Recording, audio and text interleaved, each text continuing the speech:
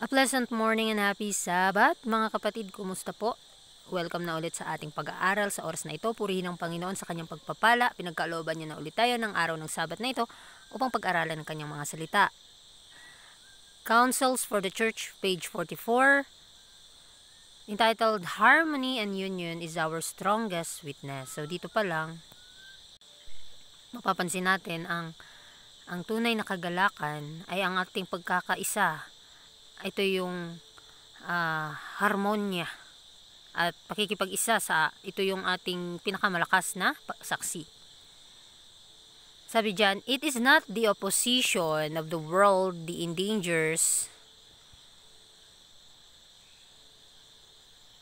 as the most, it is the evil cherished in the hearts of professed believers that works our most grievous disaster and most retards and progress of God's cause.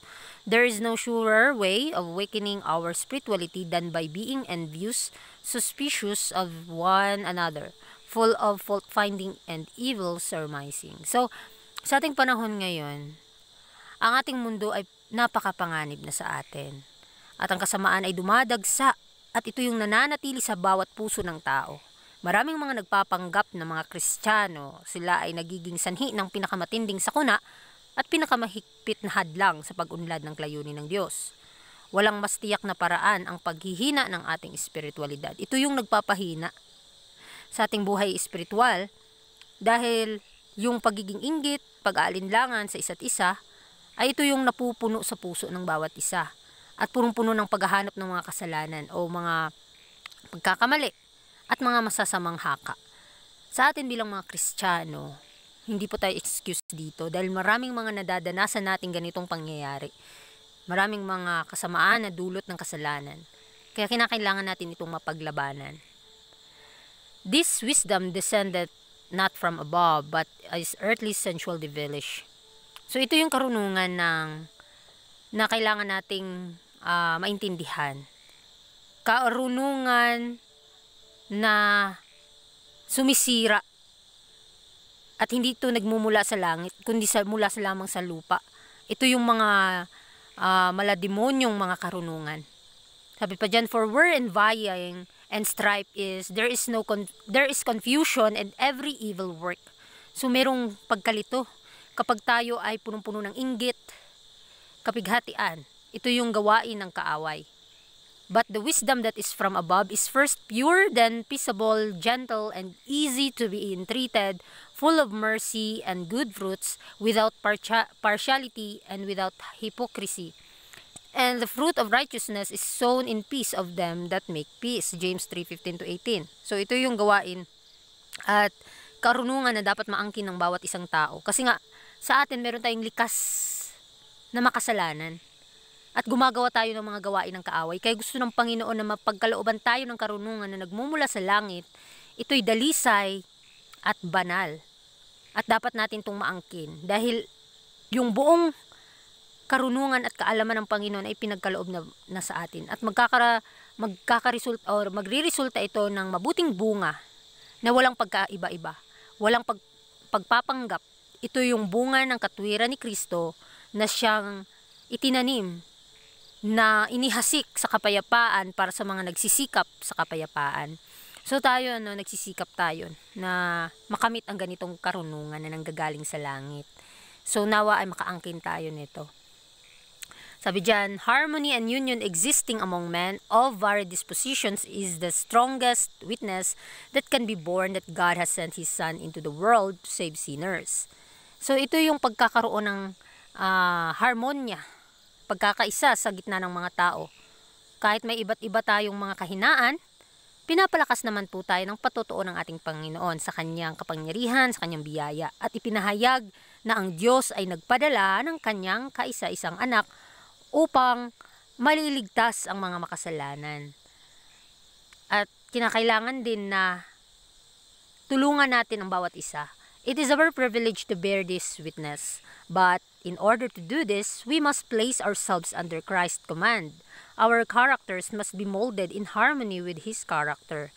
Our wills must be surrendered to His will.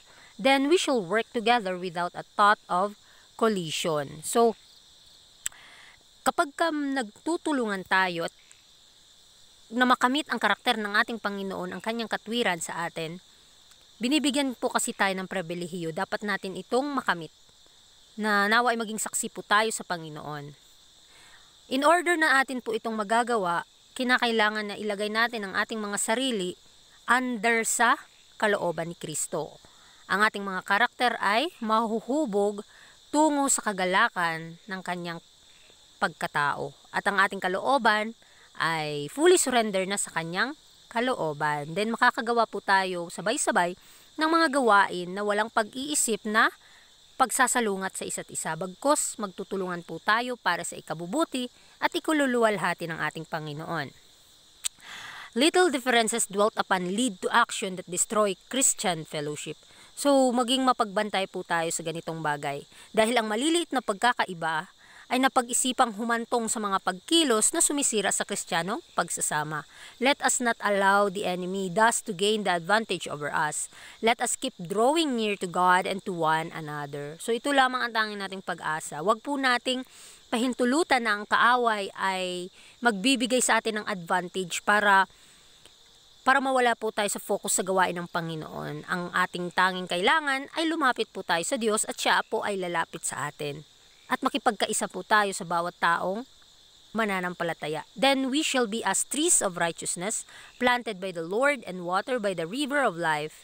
And how fruitful we shall be. Did not Christ say, "Herein is my Father glorified, that ye bear much fruit"?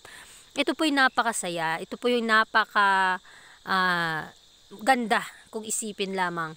Tayo ay gagawing puno ng katwiran ni Kristo, ay itinanim ng Panginoon doon sa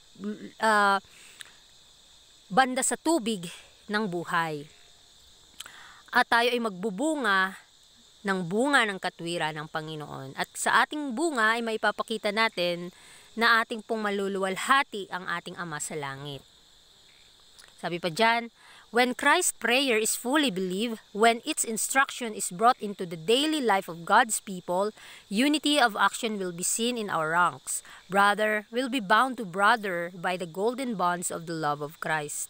So, kapag ang panalangin ni Kristo ay lubos na pinaniniwalaan na natin, kapag ang pagtuturo niya ay dinadalas natin sa araw-araw na buhay, ay magkakaisa po tayo sa pagkilos at makikita po sa ating hanay ang sa ating pagkakapatiran. Makikita ang pag-ibig ni Kristo na binibigkis sa bawat kapatiran sa pamamagitan ng ginintoang bigkis ng pag-ibig ni Kristo. The Spirit of God alone can bring about this oneness. He who sanctifies himself can sanctify his disciples.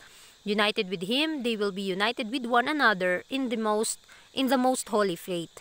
When we strive for this unity as God desires us to strive for it, it will come to us. So dito mapapansin natin na ang Espiritu ng Diyos lamang ang ating tanging pag-asa para tayo ay magkaisa sa pananampalataya. Ang napabanal na mga bayan ng Diyos, kanyang mga disipulo, ay pinabanal ng kanyang mga salita, ay magkakaisa po sa atin, tayo bilang mga mananampalataya, sa isang banal na pananampalataya. At kinakailangan nating magsikap, pagsikapan natin ito dahil sa ating pagkakaisa sa Diyos, darating sa atin ang mga pagsubok, ngunit tayo po ay makakapanagumpay.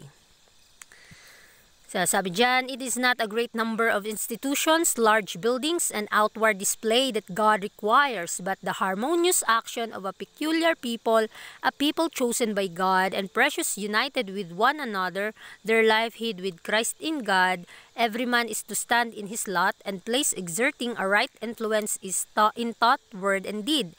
When all God's workers do this, and not till then, his work will be a complete symmetrical whole. So dito mapapansin natin na hindi ito isang malaking bilang ng mga institusyon, mga malalaking gusali, panlabas na pinapakita ang hinihiling ng Diyos sa atin, kundi yung maayos na pagkilos, isang kakaibang bayan, isang bayang pinili ng Diyos at mahalaga sa Kanya na dapat tayo magkaisa at sa ating buhay ay nakatago tayo kasama ni Kristo sa Diyos. At bawat tao ay dapat tumayo sa ating kinalalagyan at lugar na may tamang impluwensya sa isip, salita at gawa. Dito mapapansin din natin, kapag ginawa natin ang mga bagay na ito, tayo ay magiging kamanggagawa ng Diyos. At hindi lang hanggang doon, kundi kailangan ay makumpleto po tayo sa kanyang kabuuan. Tayo ay magiging isang kagaya ng ating Panginoon.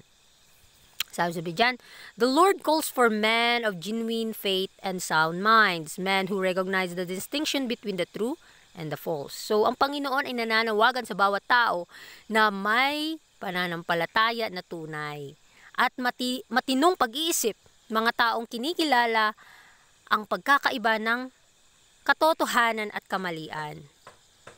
Each one should be on his guard, studying and practicing the lesson given in the 17th chapter of John, and preserving a living faith in the truth for this time. We need that self-control which will enable us to bring our habits into harmony with the prayer of Christ.